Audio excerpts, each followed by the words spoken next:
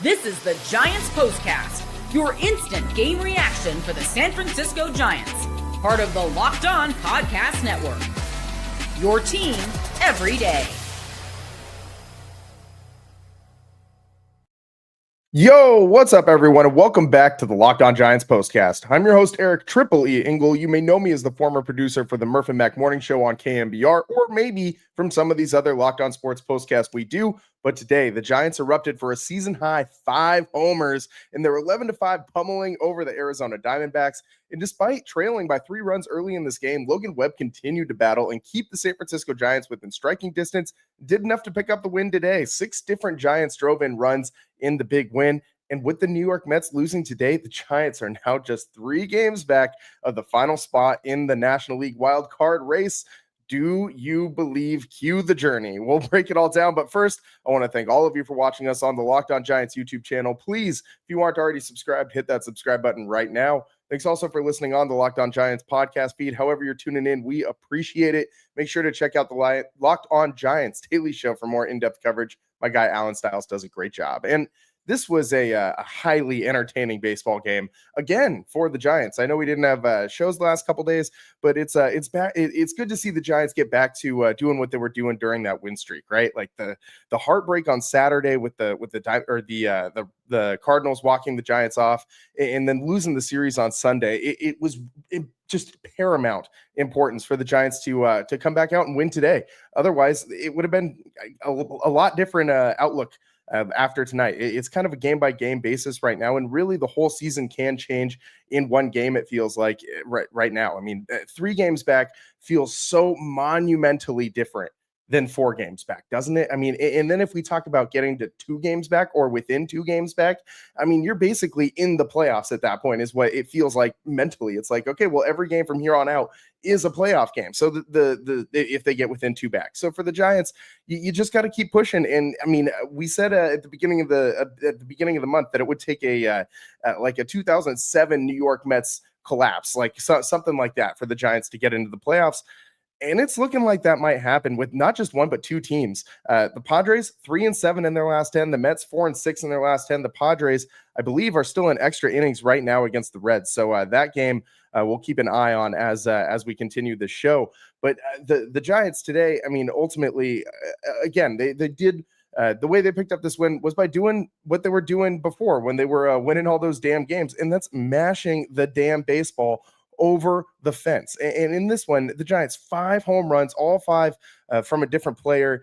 It was pretty amazing to see this team not give up and not die when they were down 4-1 in this one. And the way that they fell behind in this was sketchy too. And so early on, you get a Jake McCarthy triple that scores 3 and puts the Diamondbacks up 3-0.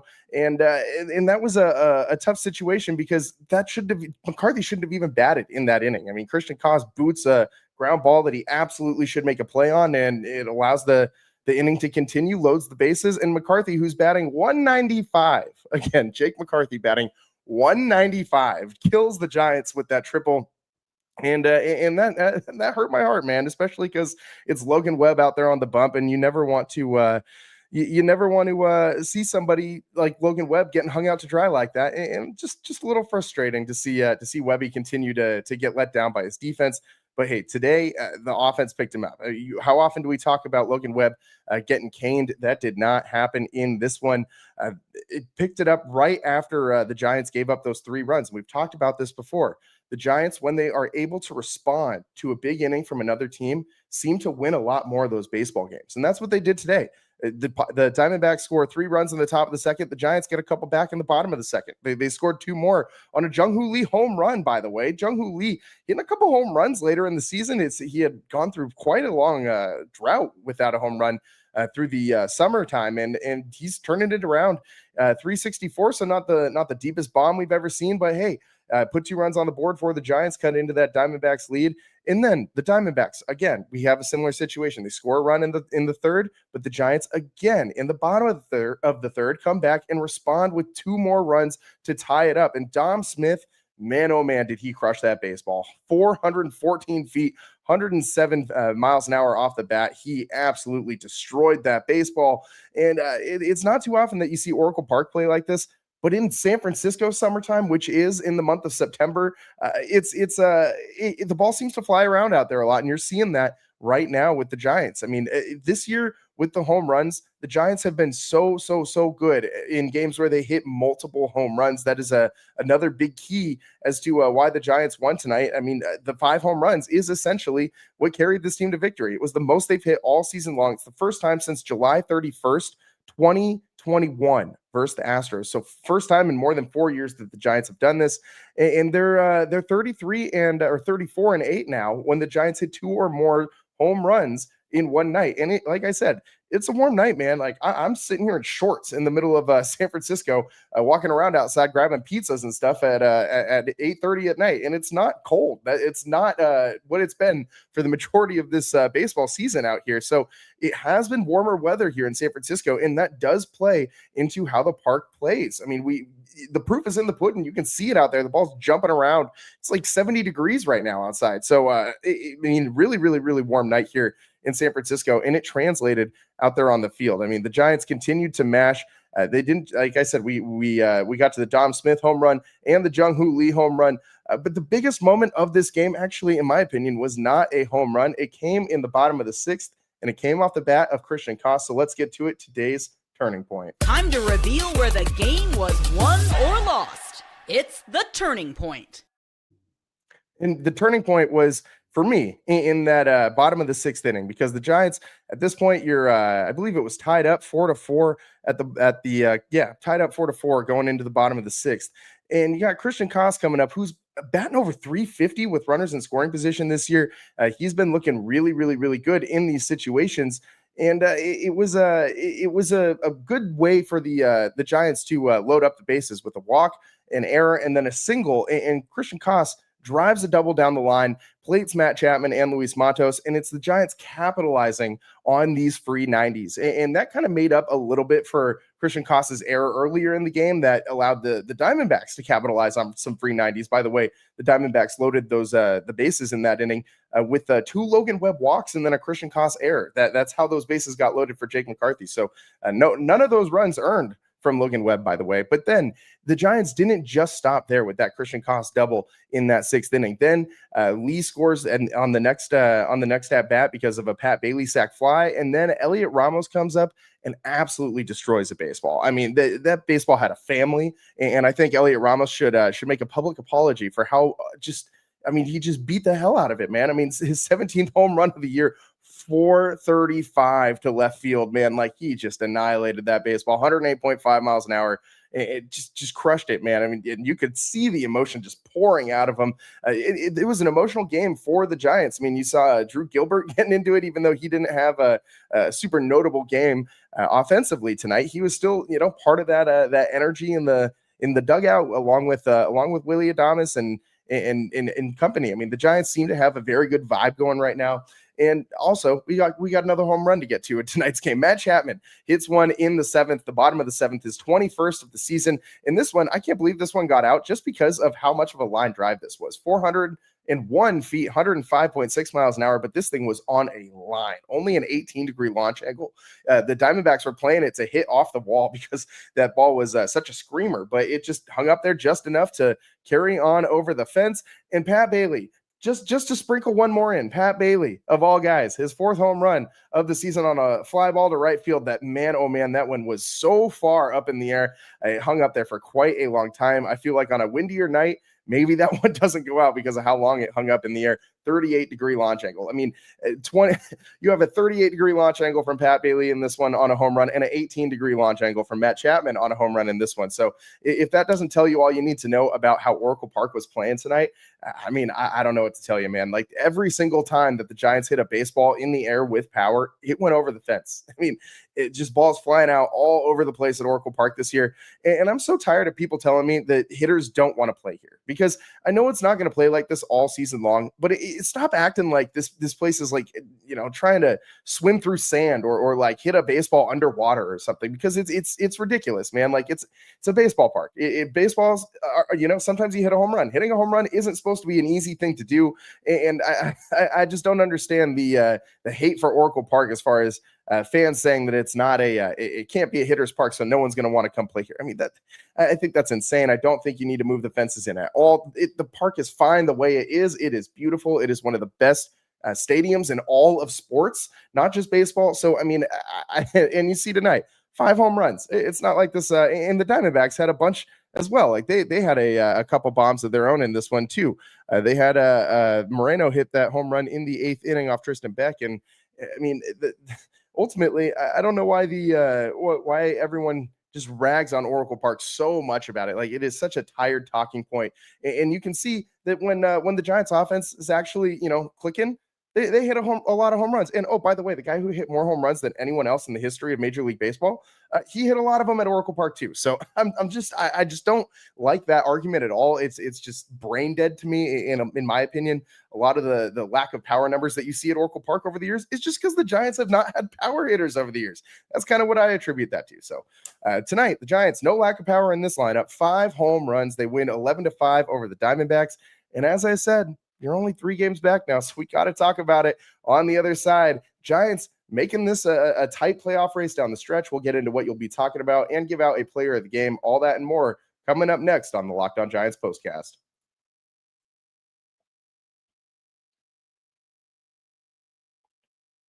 Today's show is sponsored by Monarch Money. Most people can't name all their financial accounts or even what they're worth, whether it's 401ks, properties, or investments. And when you don't have the full picture, you can end up leaving money on the table. That's why there's Monarch Money. It's an all-in-one personal finance tool that brings your entire financial life together in one clean, easy-to-use interface on your laptop or on your phone. Monarch is built for people with busy lives. If you've put off organizing your finances, Monarch is made just for you. Monarch does the heavy lifting for you, so you can just link all your accounts in minutes, see clear data visuals, and get smart categorization of your spending, and finally feel in control of your money without ever touching a spreadsheet. And that's a huge plus for someone like me, who I tell people all the time, I got my degree in words, not numbers, even though sometimes it might not seem like that with how much I stumble over myself on the show. But Monarch helps me avoid all those dumb mistakes that I will inevitably make if you trust me to organize a spreadsheet with finances. And so I don't want to touch any of that math stuff. I'm going to mess it up. I just leave it all to Monarch, and they do it all for me. And it helps me stay on top of my finances, and I'd be lost without them. So don't let financial opportunity slip through the cracks. Use code LOCKEDONMLB at monarchmoney.com on your browser for half off your first year. That's 50% off your first year at monarchmoney.com with code LOCKEDONMLB. And this episode is brought to you by Zippix toothpicks. Whether you're looking for nicotine satisfaction or an energy boost, Zippix has you covered with their nicotine and caffeine-infused toothpicks. For nicotine users, Zippix provides a discreet way to satisfy cravings and that hand-to-mouth habit without vaping or smoking. Zippix can be a helpful tool as you work to reduce your dependence on vaping. Available in 6 great flavors with 2 milligram and 3 milligram nicotine options. And if you need energy without the crash, their caffeine toothpicks are a game changer. I've used the caffeine toothpicks before big meetings and long drives, and they give me the energy I need without the jitters. And with flavors like peppermint watermelon ice, they actually taste pretty great. Go to zippixtoothpicks.com. Use code LOCKEDON for 10% off your first order. Must be 21 or older to order. Warning, nicotine is an addictive chemical. That's zippixtoothpicks.com. Promo code LOCKEDON. Zip more, smoke less with Zippix toothpicks.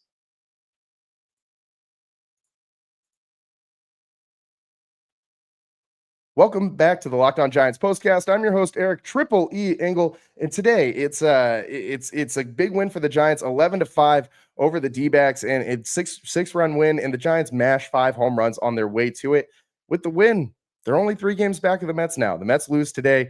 I'm trying to check in right now on the Padres Reds, and it looks like that one just went final, and the Padres won 4-3. So the Giants still chasing the Mets.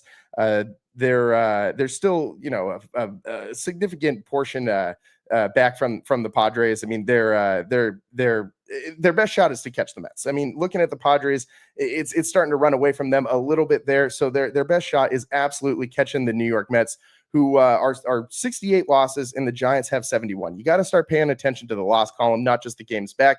You can make up wins. You can't get rid of losses down the stretch. So keep your eye on that all important loss column as this one gets down to the wire, because the Giants, you just gotta win a few more down the stretch. And looking at their schedule, I mean, the big daunting task, obviously, is that you play the Dodgers 7 times between now and the end of this season. You get the Diamondbacks 5 more times, you get the Cardinals 3 times, you get the Rockies 3 times, and that's it. That's the remaining games for the Giants. So it's going to be tough, man. Like they're going to have an opportunity to do it, but you're going to have to beat the Dodgers in more games than you lose to them down the stretch. You're going to have to win at least 4 of those games against the Dodgers, in my opinion, to make the playoffs. And that's going to be a big stretch, but it is going to be what you're talking about after this one. This is what you'll be talking about. And other than the 5 home runs, which obviously is going to be something you're going to be talking about after this one, it's the bigger picture, right? The Giants 3 games back, and the Mets backsliding in a big way. Like, this team has not been playing very good baseball for the last couple of weeks. In the last 10, they're 4-6, and really it feels like they've been 4-6 in their last 10 for about the last 3-ish weeks. So the Mets are playing really mid-level baseball. They're not really beating up on teams right now, and it's going to be the Giants are going to have an opportunity to catch them. I mean, I'm sitting here looking at the Mets schedule right now, and they got games against the Padres, which is a good thing for the Giants. I mean, those teams hopefully cannibalize each other, and at that point, I think you got to root for the Padres in that series. They got games against the Phillies left. They got games against the Cubs left. They got games against the Rangers left, who have been playing better baseball in the second half of the season, but aren't exactly world beaters. They're very similar to the Giants in a lot of ways, where this season, where they've had a very hard time scoring runs in certain parts of the year, but they also have had some injuries to deal with. The Rangers are pretty banged up right now, so that's it's going to be a tough one to hope for the Rangers to get those wins, but it's not impossible. But ultimately, you got like 9 games that the Mets have left against the Phillies, the Padres, and the Cubs. That's a lot of games that they have against some pretty good opponents. I mean, that's more games than the Giants have against high-quality opponents, which is basically the Dodgers for them. So you got to beat who's in front of you, right? Like, you got to beat up on the Diamondbacks. You got to, in addition to beating the Dodgers in more games than you're losing to them in the month of September, you got to just beat the teams that you should beat. You got to beat the teams that you're better than. You're better than the Rockies for sure. You're better than the Cardinals, and you're better than the D-backs. You should absolutely win each one of these series. If the Giants don't, they're cooked. It's pretty much as simple as that. You got to keep winning series. You got 3 games to make up in about 3 weeks. So it's not impossible, but it is going to be a long shot. I mean, you're going to have to continue to get help from the Mets, and it's going to be a little tough. But I will go out on a limb and say, if the Giants crush 5 home runs a game and they score 11 runs a game from now until the end of the year, there's a pretty solid chance that they're going to be playing baseball in October. So hopefully this offense keeps it up, man, because this is carrying this team right now. Verlander looked pretty good over the weekend as well. I wanted to get that in there. I've given that guy a ton of flack this year, but in the second half of the season, he has, to his credit, really turned it around. He's gotten over the whatever voodoo hex was hanging over him at Oracle Park. I mean, he got over that one. Finally, it only took him 20 years of playing baseball to figure out Oracle Park, but he finally figured it out. Man, all the way back to me watching him give up those home runs to Pablo Sandoval in 2012 in Game 1 of that World Series to where we are now with Verlander. It's been an absolute ride with this guy, and I'm glad that he's pitching well. And it might, come down to a couple Verlander starts that determines if this Giants team gets in or not. I am a little concerned about how this starting rotation holds up down the stretch. And before, I would be very concerned if the Giants do make the playoffs about what 3 starters are they going to pick. That would be a crazy conversation to have. But before we even get to that point, they just got to get there, right? Like, we can't have that conversation about what it might look like for them to be in the postseason if they don't get there. But hey, you just got to beat who's in front of you right now. 73-71 after today's win over the Diamondbacks. Giants, as I said, 3 games back of the Mets. They just need to keep winning. You're going to have a big test against the Dodgers. And honestly, if you're asking me, I still really don't believe that they're going to make it. It's just it's going to be really, really, really tough. But they have a chance, man. And ultimately, I do think it's a success that this team is playing meaningful baseball in the month of September. I think that's a step in the right direction for this team. It shows you that they didn't completely give up on Bob Melvin, that he didn't completely lose the locker room at the midway point of the season, like we all kind of thought that he might be in the process of having it all slip away from him. But ultimately, they've turned it around. They've responded despite having all their bullpen sell off at the All-Star break, despite Randy Rodriguez needing the Tommy John, despite Eric Miller being hurt for a large part of this year, despite Landon Roop being hurt for most of the second half. The Giants have overcome a lot, and it's a lot to do with this offense turning things around. And before we get on out of here, we got to get you a player of the game. This is the Locked On Player of the Game. And the player of the game, we're going to go with Jung-Hoo Lee, because this guy led the Giants again in total bases, and he did a lot out there. You know, that home run to kind of set things level in the bottom of the second to respond to those 3 runs that the Diamondbacks got that they didn't earn. I mean, it was a big moment in this game. And Jung-Hoo Lee, as I said, a big game for him. 3 for 4 tonight. He had those 2 RBIs on that home run. He also scored another run later in this one.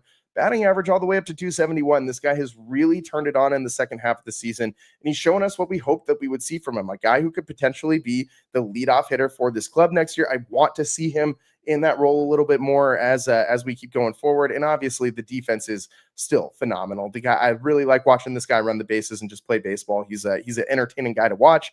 In the Giants, ultimately right now, everybody on this team seems like a pretty damn entertaining guy to watch.